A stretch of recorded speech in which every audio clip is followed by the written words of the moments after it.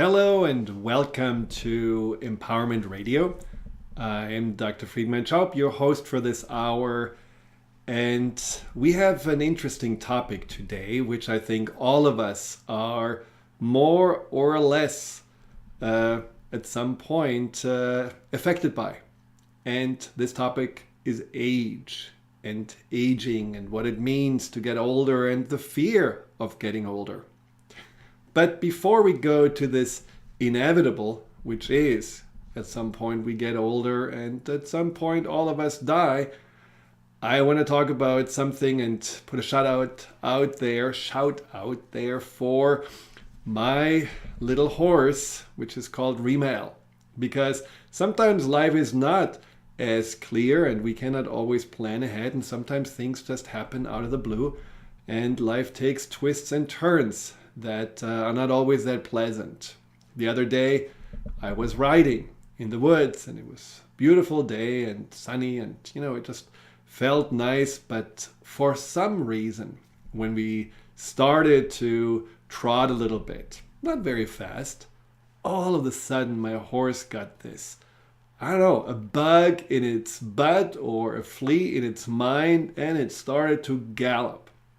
Now, my horse is not necessarily a horse that's, very ambitious or wild or speedy. Usually, I think she is rather a little bit lazy and she walks more for carrots than really for joy, unless I'm not sitting on her, I have to admit. But so we were just speeding through the woods and I was holding on for dear life.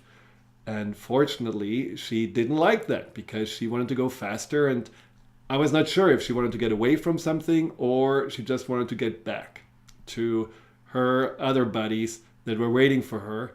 So she was bucking and doing a real rodeo there, and I was actually quite happy that I was able to stay on until we took a turn into the forest. She had to slow down, she jumped up and down, and at some point I just let go. Simply because I knew I couldn't really fight her any longer. Well, thank God I only fell on my head, but I had a helmet on, so I was protected, and my butt got pretty badly bruised, but nothing was broken. But she was gone. She ran away, and I could not really catch her. So I didn't have even time to really deal with the shock. I just ran after her as fast as I could and finally arrived at the place where she usually is, at her paddock. And there she was. Now, the problem was that she had arrived there at the same time a car was coming up the road. The car, of course, saw the horse, put the brakes on. She saw the car, she put the brakes on. But she wasn't as good in braking because she fell. She stumbled. And then, unfortunately, in that fall, also was injuring her hind leg, which is now badly swollen. And I want to put a shout out there for all those of you that are energy healers, that can just put long distance healing into the airwaves, that the hind leg, the left hind leg of her, which is injured, and again it will take a while to reduce the swelling. Nothing is broken, it's just a ligament. Just send her some positive thoughts, some positive energy, so that she can quickly recover and can finally get back out into the field, because right now she is pretty much locked into a stall, and she does not like that. She needs it because she needs rest, but she doesn't like it. So it's to tell us that, even in the things that we feel just repeat themselves and are pleasant, well, often they are just these unexpected turns that can just make a huge difference. Now, when it comes to aging, it is inevitable. We are bound to it, and because we can see it coming, many of us are actually afraid of it. There was a survey that showed that when it comes to aging, 64% of people are afraid of it, which I think is a staggering number. Now, interestingly, only 7% were afraid of dying. So somehow that idea of losing our looks, maybe just losing our vigor or our independence, our power, or just feeling in general that there may be pain or some kind of loneliness waiting around the corner, that is a scary thought that we don't really want to deal with. So there are different patterns or strategies that we are applying to not have to think about it. Now, one of them is certainly what I have been using, because I didn't think about age. I always felt younger than I was by the number. And so I remembered when I was 9 years old and I saw my father celebrating his 50th birthday, and I think a lot of you can probably relate to that. There were all these friends that somewhere from the senior athletic club at 50, but from that club came over, and they were having a good time, German style, with bratwurst and beer and potato salad. And I looked at them and thought, wow, these are they're not just adult, they're old. They're old people. And it was interesting, but I knew it's going to be a long, long time until I will be that old. Well, it wasn't that long, or it didn't feel that long. So when I turned 50, I had to realize, well, now I'm at exactly that age, but I didn't feel like it. So you have that attitude of just being young. You're as young as you feel, but then you look in the mirror and you wonder, who is that person? Especially if you had been out, maybe you had a party, or you had been drinking a little bit more, or, just didn't get enough sleep, or maybe you've been working more, and you look in the mirror and you just wonder, who is staring there back at me? That's not me. And so there is a disconnect, often a shocking disconnect between what you feel and what you think the age that you have and how you actually look. Now, you may argue, that's a good thing, right? Because you only are as old as you feel.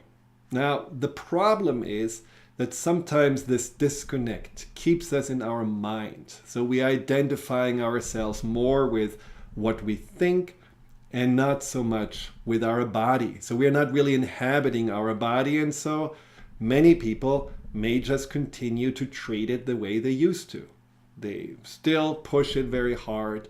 They still eat, drink, smoke too much, just like in their 20s.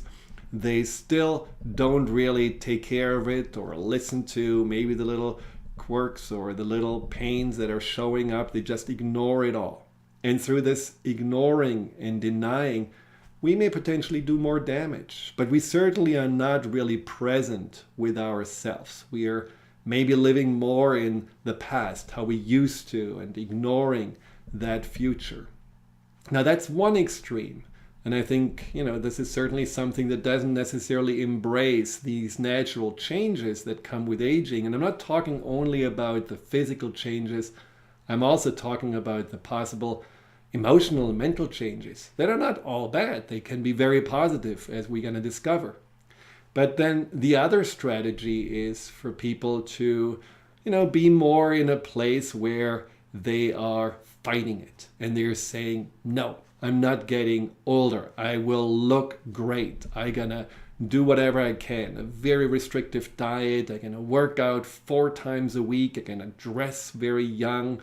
I'm gonna buy all these creams and potions to make my skin more smooth. And if nothing helps, I'm gonna go to my friend, the plastic surgeon.